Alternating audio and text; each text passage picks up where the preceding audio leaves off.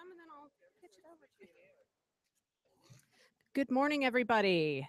Thank you for being here on the very first day of the literary seminars for the Utah Shakespeare Festival and the beginning of the 56th season here at Utah Shakes. My name is Kate McPherson. I am a professor of English and the honors program director at Utah Valley University in Orem, Utah. And this is my partner in crime for these seminars, Dr. Kate Moncrief, who teaches at Washington College on the Eastern Shore of Maryland. We are the new literary seminar directors here at the festival. For many years, Nancy Mellick and Ace Pilkington have done these seminars. Ace will still be here periodically throughout the summer, but Kate and I will be doing the bulk of the seminars in July and the first half of August. And then we have to go back to our real lives as professors. But we're really glad to be here and be involved with the festival, and we wanted to welcome you. Thank you for coming. We're really lucky this week. We have guests with us, the creative staff of for As You Like It, the director and the dramaturg. So let Kate, you want to introduce yourself a little more? Sure. Kate gave you the gist of it, but we're the Kates, so we're really easy to remember. If you just ask a question to Kate, someone is going to answer you. So that's make it nice and easy for you. I'm a professor at a private liberal arts college in Maryland, so I'm out on the East Coast. We're across the country from each other. Kate and I have collaborated for years. We've written 3 books together. We have a long scholarly partnership. So the Kate and Kate show is not a new thing. We're thrilled to be working together here. One of the questions we have for you is, who's been to the festival before? Everyone. That makes it really easy. We don't have any first timers. So we're going to have a good conversation. You probably have a good memory for things you've seen, other productions, maybe other productions of As You Like It. And you probably know the seminar format. We're going to facilitate a discussion with these two, and we're going to take your questions. A little bit about As You Like It, just a little bit of background on the play. You may already know some of these facts and figures. This play is believed to have been written between 1598 and 1600. It was entered in the Stationer's Register in August of 1600. So that's the latest that it could have been written. We agree with a scholar named James Shapiro that 1599 is probably the date of this play. That also happens to be the date that the Globe Theater opened. So big year for Shakespeare's company. This was first published in Shakespeare's first folio in 1623. So there are no quartos of this play. Makes it a little easier to deal with the text. There's still lots of textual questions, but we don't have any multiple folios like Hamlet to think about. The source for this play is Thomas Lodge's prose romance that was published in 1590 called Rosalind. So an interesting question to think about is, why didn't Shakespeare call this play Rosalind? He called it As You Like It. So that title's pretty interesting. Rosalind, our title character, has the most lines of any female character that Shakespeare wrote. So the biggest part. This is sort of the female version of Hamlet. Some famous Rosalinds in the past. I have a nice list here.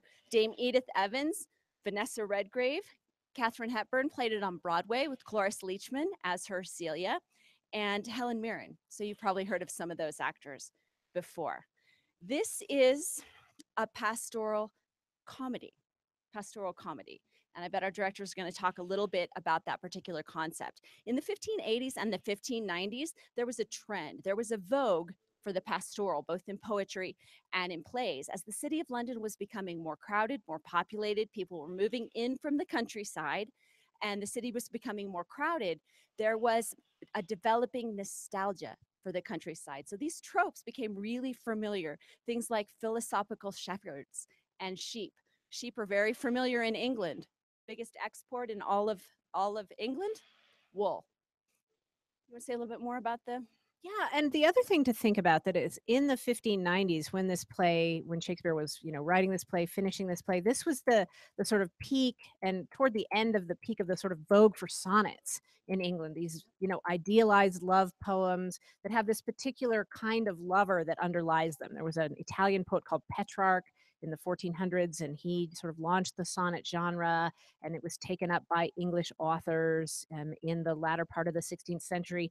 And so this sighing lover who has this particular kind of suffering, and the wounds that he experiences from the scornful woman who he's pursuing, and she's pushing him away, right? This is all part of As You Like It. So it was part of a really rich literary tradition in England, as well as, obviously, as Kate said, a really rich folk tradition in England, right? The England is still a very rural country with a great deal of farming. And so people's understanding of the way the land worked and that contrast between the city, the court, and the countryside is obviously really brought to the fore in As You Like It as well. Um, I think it's one of my favorite shows. Often people will ask me, as a Shakespeare scholar, "What's your favorite play?" And it's sort of like asking a parent of many children to choose their favorite child. Um, I have an argument with my spouse about my favorite comedy. So I can narrow it by genre sometimes for people, and he says Twelfth Night is Shakespeare's best comedy. I think it might be As You Like It.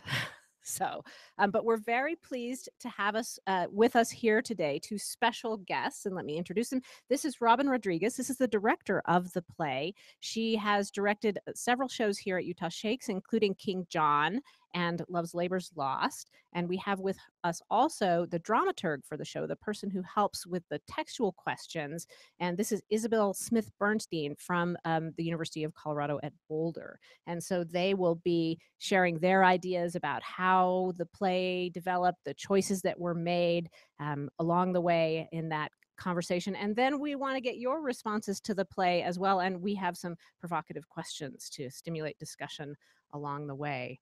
So I thought we would start with our director, Robynn. And Robynn, could you talk a little bit about two things? What is your relationship with As You Like It? Especially some of us who have reached midlife have a long relationship with these plays as a viewer, as a performer, as a director. So what is your relationship with this particular play? Um, Good morning. um, in 1978, I went to my real first drama school. And by the spring of 79, uh, I was cast in my young life I had been in a Shakespeare play or two in my teens, but um, this seminal experience was a production of As You Like It that was for me um, the first, I think, realization that not only did I love Shakespeare, but that I really would probably spend my life in the theater. It was directed by a brilliant director, and there are actors that were in it that have incredible careers. And I played Celia in it. And it opened in March and it ran all the way through October. So I had a long time to learn how to be in that play. And for a young person, it was for me a thrilling experience. And when I look back on that time, that production figures very prominently in my long life. Um, so that was the first time, and then I've seen it a million times. Uh, Almost 15 years later, I played another role in the play. So I've done it twice. I've never directed it until now. And so getting an opportunity to direct it was a wonderful nostalgic thing for me to go back and to think about some of the choices that I had seen before or some of the choices that we made in those productions that were very important to me in my growing life as a theater person. Um, but my love for the play is deep. It's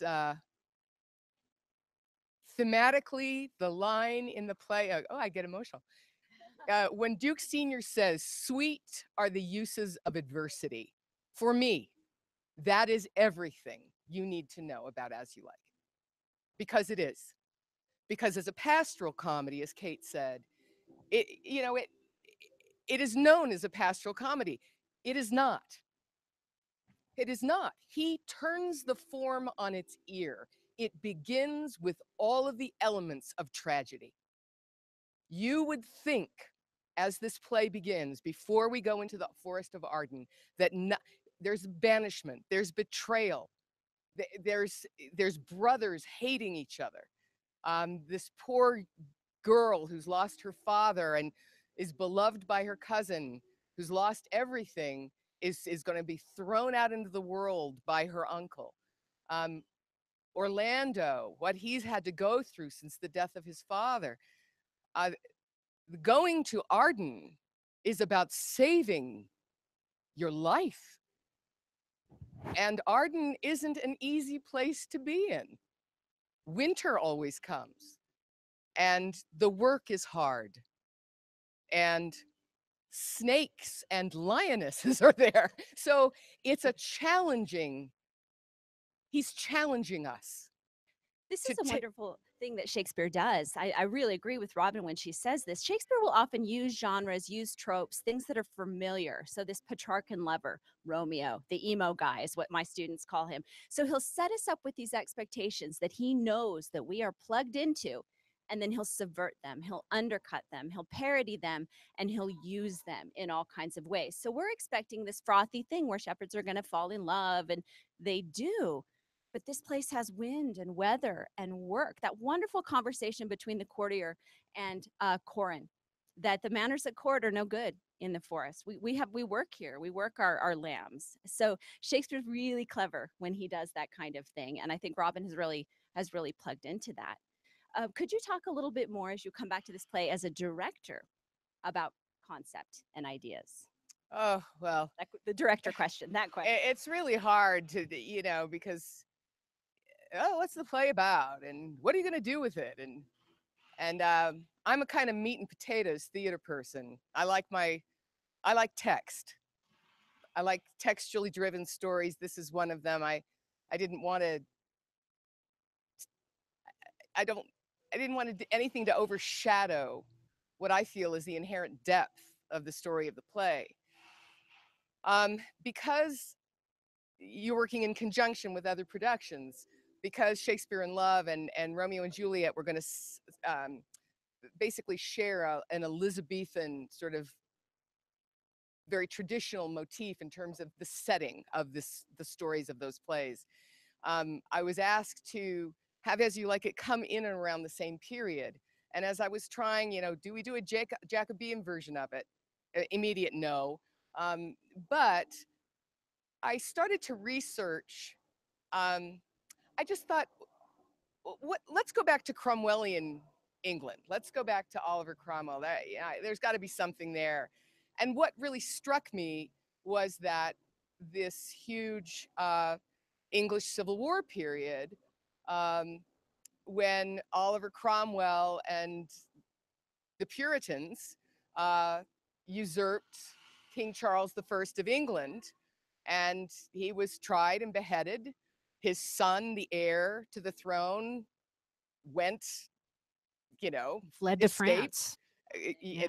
And brothers were divided from brothers. And brothers were divided from brothers, absolutely. And so the idea of using that these brothers that the one brother that wrestled away this dukedom, the austerity of Frederick's court, that our sort of foundational hook was this Cromwellian story of the first, the English Civil War. So that's where we started. So I'm going to ask one for the dramaturg. When you start that process, when you come into a play, so the dramaturg is there to think about text, or maybe this is for both of you. Were there any textual problems that you identified from the beginning that you felt like you had to deal with or solve? Well, every time you work on a Shakespeare play, the problem is that it's too long. That because our audiences are just kind of different now. Like, we just sit and watch, and nobody gets up and buys fruit and sits back down and leaves and comes back in as they would have in Shakespeare's day. So our number one problem is that, it's a long play. And also that there are some elements in As You Like It that are difficult and kind of take away from the story and the text and the plot. There's kind of an infamous, very ritualistic and weird dance in this play with a dead deer and jaques. So we kind of immediately lifted that out of the play um, because it's a problem and it doesn't actually enhance or add to the story. So we cut it. We did. Good choice. Very good choice. I was curious to know from you, are there, for you as the dramaturg and the expert on the text in this sort of thing, Robin identified, sweeter the uses of adversity as a really crux line for her. Are there places in the play that you think it turns on really importantly for a particular character, for one of the major characters, perhaps?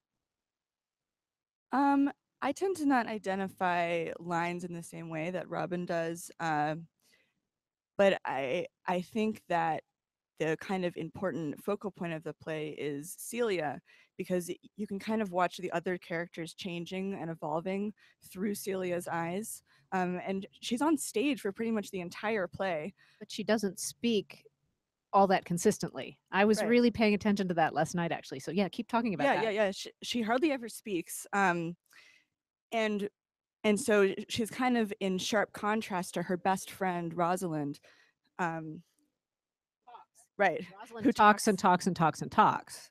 And so and this contrast is seen perhaps the most when Celia falls in love because it's quiet and there's no words and she doesn't need Rosalind to orchestrate it for her. It's just there and it's authentic and it's true and she and Oliver don't have to have any games or talk about it for 3 scenes first. To give Celia her Well, due. and I have to say, the thing about Celia is there would be no escape to Arden Yep. without her. Yep. It's her idea. She is the hero. You, again, Shakespeare messing with us, you would think it would be her play. Yeah. The first part of that court She life, instigates that plan. all of it. Yeah. And what's brilliant is that you not only see this relationship develop, that Arden perhaps isn't what Celia expected. Rosalind is changing. She's losing on a level her best friend to her deep feelings for this young man. What is her life now? And she anchors Rosalind and she challenges Rosalind. She's the only one who can for such a long time. And so it's such a wonderful thing to have Oliver come back and to have that happen so sweetly for her, because for me, she's a hero in the story of this play. Shakespeare does a really interesting thing. He starts with the sibling rivalry, right? We have the two brothers who are at odds. We meet that other brother later in the play, but we have the two brothers who are fighting and who are Right. torn from each other. We have Rosalind and Celia who are pseudo sisters, right? There's a sisterly relationship between them, and there's a real contrast to the brothers. That Celia says, "No, I forsake my father. I'll give this all back to you. I'm with you. We're going in this adventure together." So Shakespeare sets up those two pairs for us to think about those relationships with each other. I was wondering if you could talk just a little bit, the two of you, about about Rosalind's sort of her cross-dressing is an important thing, and this is a choice she makes for her safety at the beginning of the play. They think about what a dangerous place, as you said, Arden is, that two young women alone would be exposed and perhaps victimized there. And so she says, "Oh, because I'm tall, I'll dress up like a boy." And she, her cousin dresses as a girl and they go into the forest. But Rosalind is, for all her intelligence and her talkativeness, she's a little obtuse in places, right? She's hard. She doesn't pick up on the fact that the poems are by her beloved. What do you think about that? What do you make of that issue with her? She's so sharp. I think it's too much to hope for Ah, her. I see. I think it's too much to hope for. She has known such loss. Where are their mothers? And then we have these divided fathers. So these two young women have been challenged in intense ways. And so my feeling always has been that she's not quick on the uptake because how can she expect that Orlando would be in Arden? How can she expect that something that began this little moment of meeting this young man before this wrestling match would find itself coming back into her life? So there's that. The other aspect of it too is this Rosalind, the person we meet in the court of Duke Frederick, is a retiring person. She's suffered. Ganymede is something else. And so when is it Ganymede and when is it Rosalind? And you find Rosalind wrestling time and time. There are times when Ganymede is just out of control. And those are the times too when Celia will really get in there and say, what are you doing? Listen to yourself. But it's wonderful to watch her go through that second part of the play, that by the time you get to Act 5 and Orlando says, I can no longer live by thinking, that she says, all right, I've got to relinquish my identity as this male, where I've learned how to keep my old household and run a farm and be an independent person in the world with our own money, and go back to this other life with the hope that the things we've been able to learn go forward with us. We will never know because we don't get there. Shakespeare ends comedies at the marriage. The marriage is the hard part. What comes later, we'll never know. Shakespeare loves a cross-dressed heroine, right? He uses this device over and over, and he's not the only one who does so. To push on that just a little bit further with you, Robyn, I think one of the interesting questions about this, they escape the court, right? This is a really practical device. We're going to go into the world. I'm going to cross-dress for safety. But when they get out into the woods and they buy their farm, nobody's chasing them, right? That the court life disappears, that recedes. Why does she stay cross-dressed so long? Because she can. Because it's an interesting experiment for her. It's not only an interesting experiment, she's free. Uh-huh. She doesn't have to be a woman in the world, being told what to do, having somebody. They're making their own choices. And wearing a corset. No more corsets. No more corsets. Yeah. I love the learning aspect of it, right? She gets to be a teacher. She gets to teach that boy to be the man she wants. Well, she gets to court him. Yeah. I don't know how much. I mean, yes, is she wise? Yes, he's given us an incredibly wise heroine who's just innately special in that way.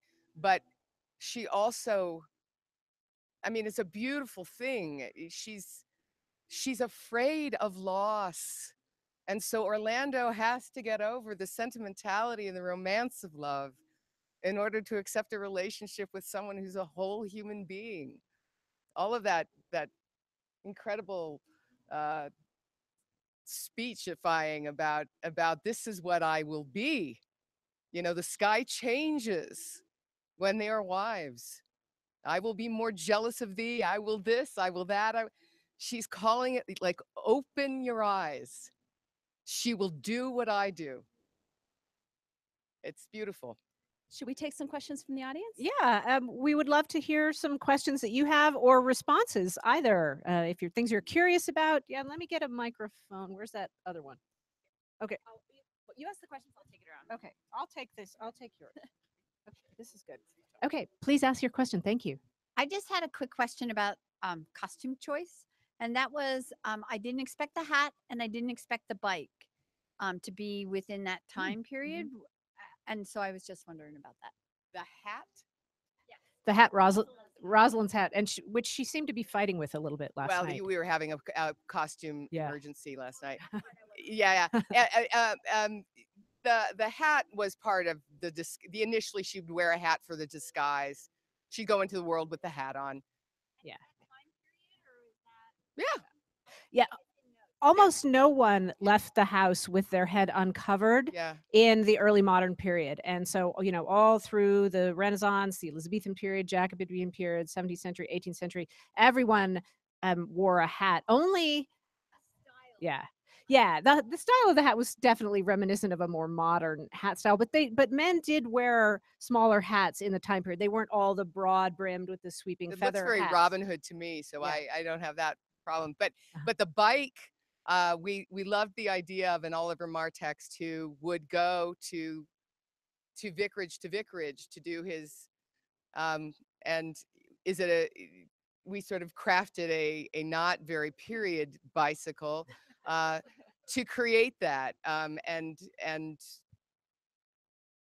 it's just It's just a thing. magical realism. Yeah. This play is full of magical coincidences and improbable conversations, and as Robin said, things turned on their head. I mean, the bit with, for instance, that happens off stage with the snake and the lion.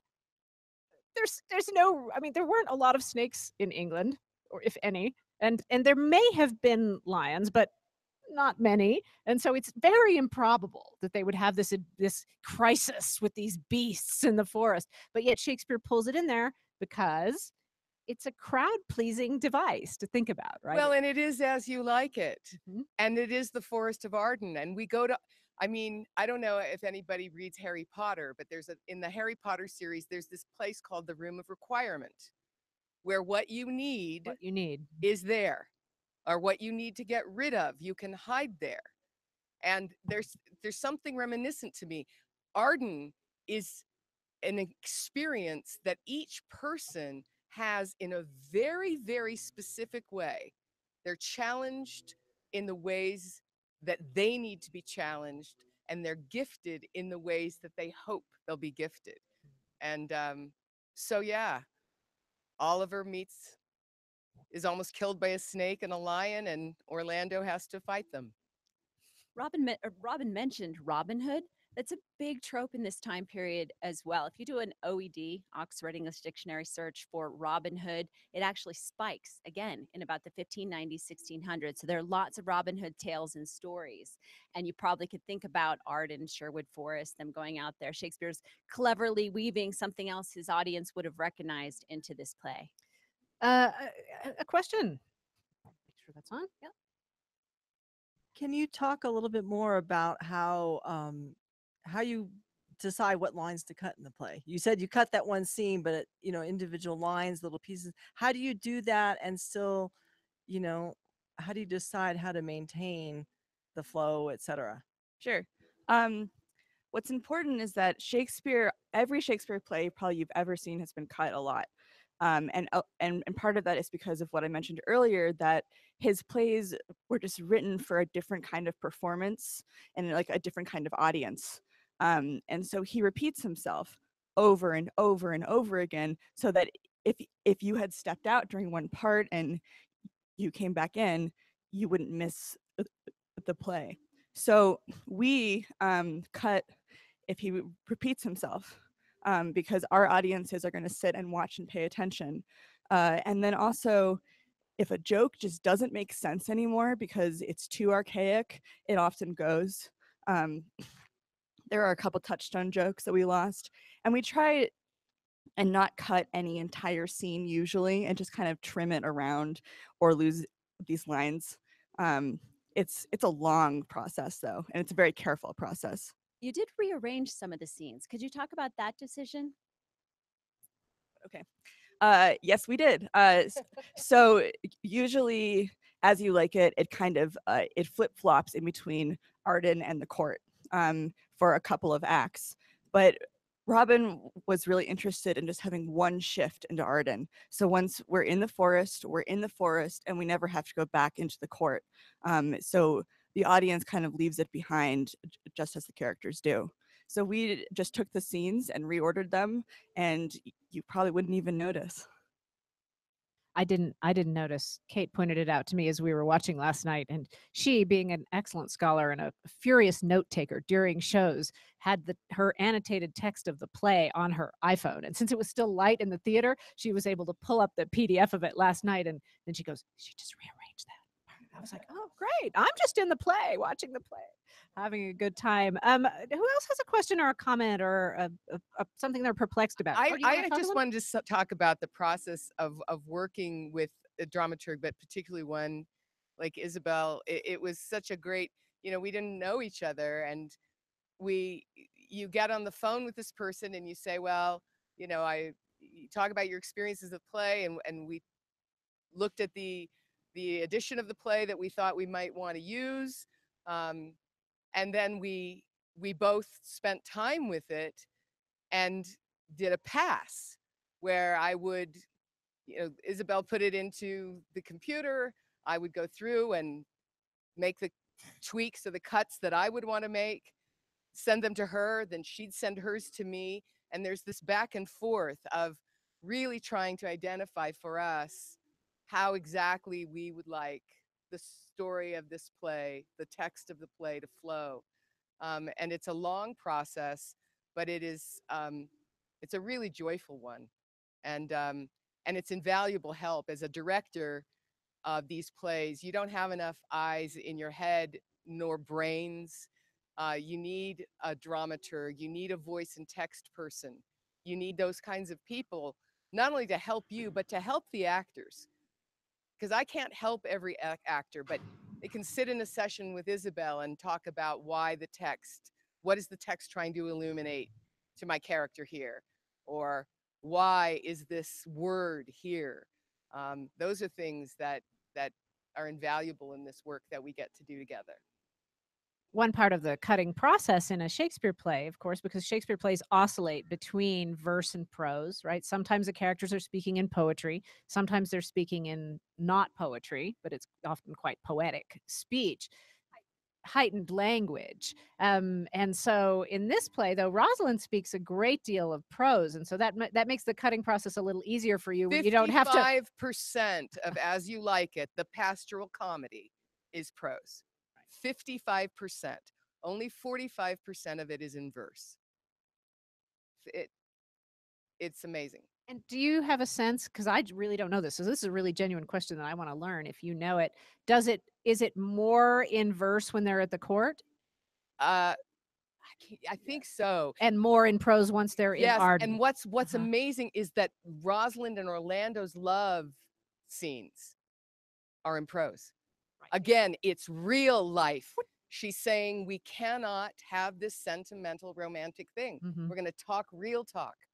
No poetry. Right. It's a real contrast for those of you who are going to watch Romeo and Juliet. When Romeo and Juliet meet, their first meeting at the dance, when they come together, they actually form a sonnet in the lines. Not only do they speak poetry, but Shakespeare embeds a sonnet there, very heightened. And in contrast here, it's prose, it's real. Then Romeo and Juliet, 1595, As You Like It, 1599. So it's right in that same time period, thinking about these questions. How do you fall in love? How do you court? And he answers it in a couple different ways. Can I ask a question about music? This is Shakespeare's most musical play that has the one that formally has songs embedded in the text of the play, and occasionally even some lyrics or snippets of lyrics in the text of the play. Although we don't have Shakespeare's original music. No, we don't know the tune that it was set to, but the song, the lyrics are there. Can you talk to us about how you envisioned music, how you worked with a music director, what you like about the music that we generated in this production last night? There's some very talented musicians who are on stage a great deal, playing multiple instruments, lovely singing. Matt Tibbs, who is our music director, because the Forest Lords in As You Like It sing a lot in the play, and the songs are textually driven. The lyrics are written by Shakespeare. There's a story, so there's a folk song genre that is very much a part of this life in Arden, and I love folk music. I love story-driven songs. I just wrote him a list of actually modern music that I like, that I find is folky, and he responded to that by creating a playlist of songs that were kind of in the pocket of the kinds of music that I I like and what we thought might be great for this show. And it was through that we began to have a real musical dialogue.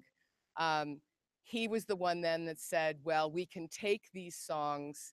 The festival was incredible. They hired this young man who we call Baby Mozart. Brandon is in his 20s, and he's just a prolific music man. He writes music all the time. And so Brandon came on as composer. And so Matt and Brandon with they identified that we would want some, we would want guitars. If we could have a mandolin. At one point we had a concertina, but we lost it. But we got this viola, and so we were able to. They together came up with the sort of musical map of the production. And of course, as a part of the history of a Shakespeare play, you should know that actors, players, as they were called, were almost all of them would have been musicians as well, and dancers, right? This was a huge part of being a professional performer in Shakespeare's Early modern time. triple threat. Yeah, right. And so this is why the dance and the music becomes such an important element in these plays, is because this was something the playwright wanted to use to please the audience, but had these talented performers who could sing and dance and play multiple instruments themselves. And so we're lucky that that tradition has continued into the modern day, and that you can cast somebody like John Harrell as Amiens, who's a very talented musician in his own right, And a wonderful actor. and a wonderful actor, and he has this lovely singing voice, and you can feel the actors enjoying the music as they're performing, and that's, I think, a really wonderful part of the show. Other questions, concerns, ideas that you want to air out? Let me bring you a microphone. You can sit. Yeah, there's music playing behind us, and there's lawn equipment. One of the things that I was noticing is that the actors performed in a way that would be very pleasing to contemporary audience goers, especially young people, because I noticed in the gesturing in the expressions, and just the movements, the way that people moved and talked, it seemed to have a lot of appeal for, I thought, a younger audience. So I found that interesting, given the setting, and because you didn't modernize it, but I felt like it had real appeal. And I kind of looked around at the young people there, and to our right there were some very young children who were quite entertained by it. And I think that was lovely, the way that happened. Was that intentional, that you did that? Or I was think that, that's the beauty of Shakespeare's Okay. play. or your choice of actors, the blending of I didn't get it the was- benefit of casting them. Oh my goodness. We're very lucky here. You did a beautiful, beautiful job with this production. Thank you so very Thank much. you. I found it so entertaining and so lovely, and I enjoyed every bit of it. Thanks. Thank you. Yeah, I can imagine casting is quite a puzzle, right? Because this is repertory. They're casting actors for the whole season who are acting in multiple plays to put all those puzzle pieces together. And then Robyn comes in, works with them. Right. So the casting is done, well in advance, and the artistic staff is chosen, and she gets a slate of actors delivered to her, and has to make the play she wants. Some of them I've been able to see in productions here or elsewhere. Two of them I have known for many years. That was this is the fifth play I've ever directed professionally. I'm a professional actor as well as a director, and two of the actors in the play are friends of mine.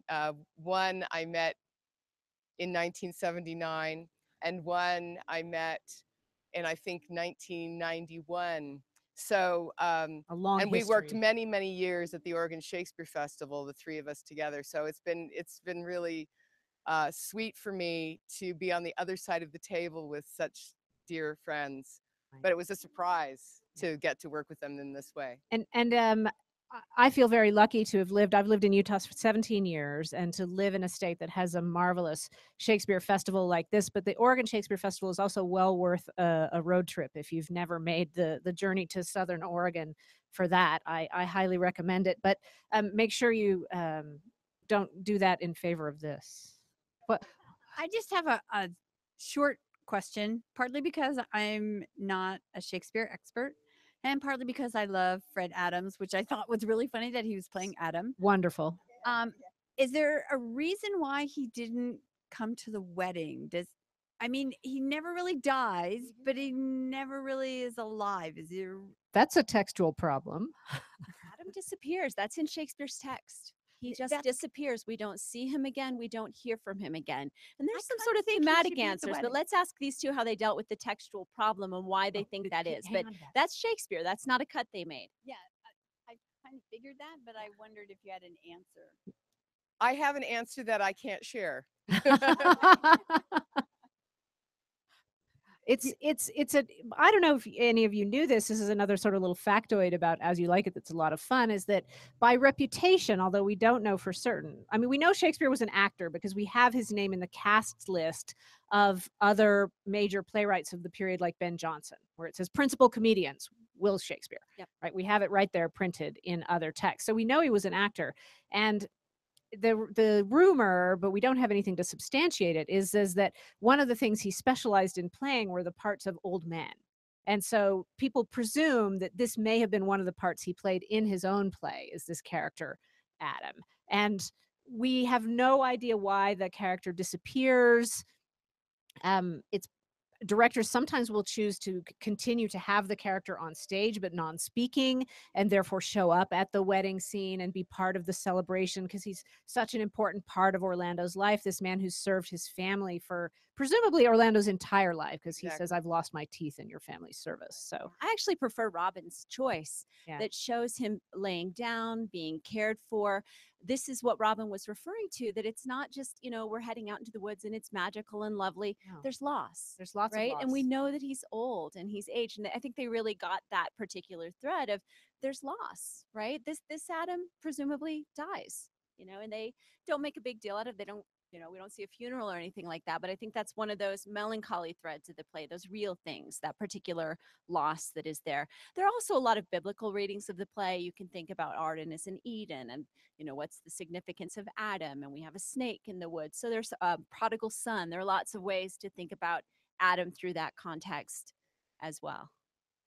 Your question, ma'am. I couldn't help thinking, about Adam not reappearing, and the thought that flickered as a writer, the thought that flickered through my mind is, oh, Will, you lost a character, And I'm sure And- that happened. and you shouldn't have done Some that. people have And pointed it- out textual inconsistencies. Why don't we hear about that third brother until later? Or Yeah. if you really read the text, how long ago did this usurpation happen? You get two answers. It was recent by some lines, and it was a long time ago by other lines. So there are a few little inconsistencies in this play if you really want to dig into it. Or the magic of it is that, and we learn it in Arden, time, Mm-hmm. we can't measure it. Yep. And it's a fluid thing. And we tried so hard as we were starting, like, when did this happen? How long has this been going on? But we made some decisions, but the play doesn't give them to you at all. You have to make them up. Shakespeare, unlike Ben Jonson, who really respected the classical unities of time, place, and action, Shakespeare, no. Hop around the world, Not so there much. are time changes, all kinds of things. Yeah, and I think as Robin is saying, if you spend a lot of time trying to nail that down, sometimes that's a fool's errand, right? You got to go with the magic. Did you want to follow up? Oh, yeah, I was just going to say it kind of sort of goes in with the play that'll be on tonight. The whole concept of Shakespeare having writer's block Indeed. is just self-satisfying. Indeed. Yeah, happens to the best of us. Yeah. But I wanted to also comment that I love the idea. It reinforces what I've often thought when you said about the music being an integral part of the play. As I have read this, I have often thought this may be the world's first musical. As I mean, I know music was used in the plays before, but this one, the music is part of the play, just as today's musicals. Absolutely. Yeah, that's a great observation. In Shakespeare's culture, court culture, there's lots of musical entertainment. So there are masks, which really are much more spectacle and costume and music. Plays would have ended with a jig. Everybody would have gotten up and danced. And we whether saw a they lovely jig last night. died or not. We saw a little version of that. So certainly music would have been integrated in many ways. Other audience members who have an idea or a thought to share? Actually, just another question. You talked about you just get your cast. Here they are. You know, how do you learn to, when you start a play, learn to work with actors that are just given to you and fit them into their roles and you know, kind of learn their strengths if you don't know them? Well, Question. you know, you operate with the idea that we're all coming together to work on. It's such a collaborative art form. Um, so, you know, this is the third production I've been able to direct here, and like I said, I'd seen some of these actors before, but even the ones that I didn't know, um, I felt that everybody was cast in the role that was right for them. So we had a cast of actors who were not only very good, but in parts that really suited them. And then as we work together, they come in with the research that they've done and the work that they've done on the script and the ideas they have about the the trajectory of their character's emotional life. And so there's a bit of a back and forth. There's a lot of compromise for sure, not always on their part, many times on mine. And the idea is that the best idea in the room wins, and that idea isn't always my idea, for sure. I'd underline the word that Robin used, collaboration. You know, if you work in the theater, that's one of the things I like best about the theater is that it's a highly collaborative art, right? In the room where it happens, if you're a Hamilton fan, right? You're all in the room together building this beautiful thing. Now, I had a question we haven't gotten to, a textual question that you dealt with. This play has an epilogue with Rosalind. Could you talk about the epilogue and some of your choices there? 'Tis not the fashion to see the lady in the epilogue. A good play needs no epilogue. So this is the only play in Shakespeare's canon that ends with a woman speaking, the only one.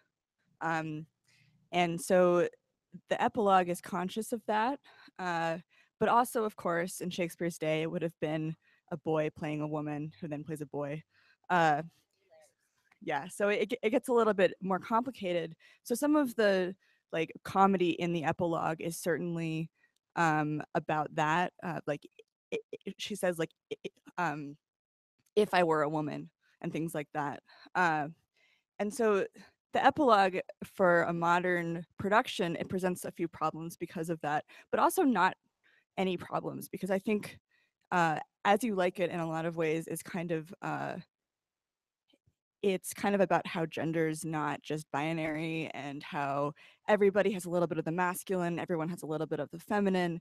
And so in Rosalind's beautiful epilogue, it kind of just summarizes all of that and some of the themes of the play really beautifully.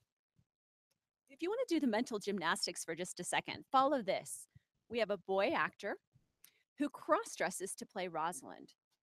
Rosalind then cross-dresses to play Ganymede. And then when Ganymede is with Orlando, she pretends to be Rosalind. Follow that? So what are the layers of gender going on there? What's Shakespeare playing with? And yeah. I just pulled up my text because I really noticed it last night, and this is what I love about teaching Shakespeare, talking about Shakespeare, seeing Shakespeare, is that every play that you see teaches you something new. Every production makes me learn something about a play that I've read 25 times or something. And I really noticed last night that in that epilogue, that Rosalind uses the word like in reference to the women in the play. And then I thought about the resonance with the title.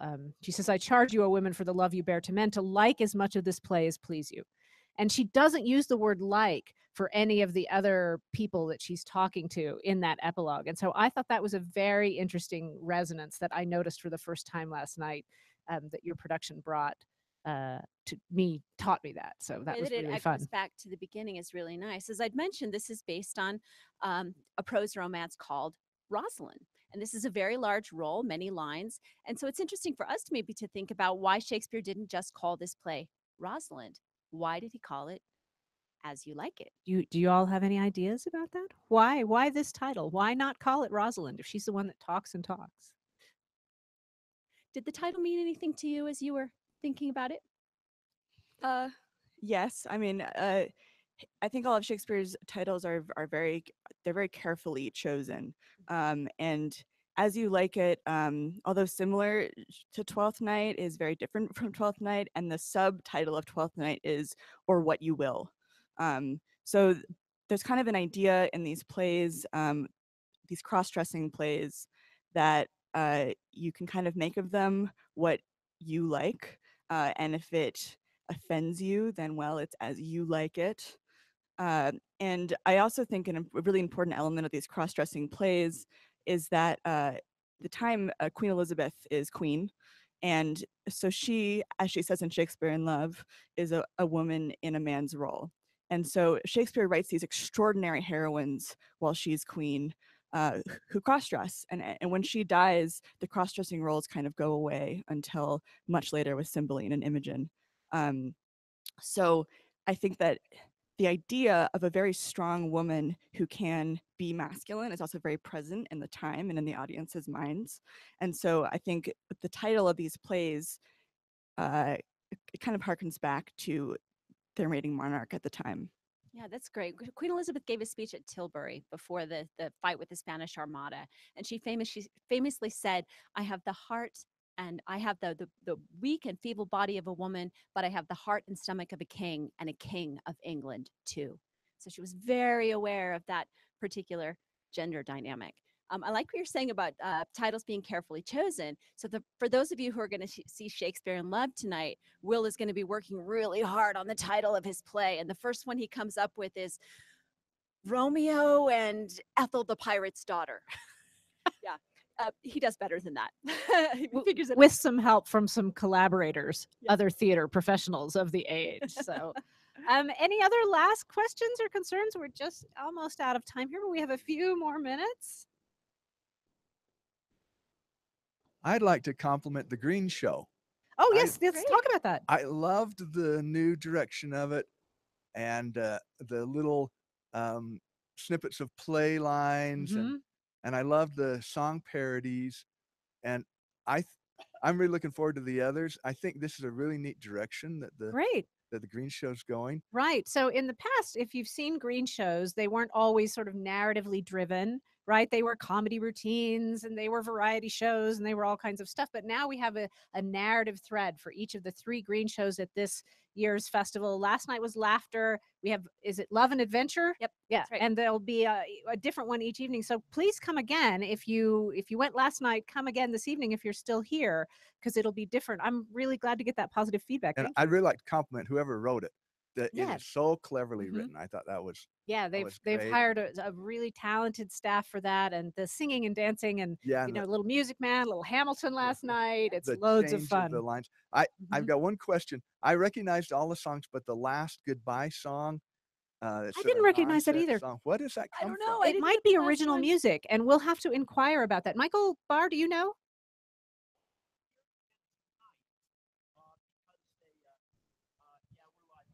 Come up here, Michael. We will have an answer. Are you going to be here tonight and be here tomorrow? We'll have an answer for you tomorrow from Chris Utley. Chris Utley is the director who was hired. He actually works for Disney when he's not up here. And he wanted kind of smorgasbords, a pastiche of multiple different musical flavors for that.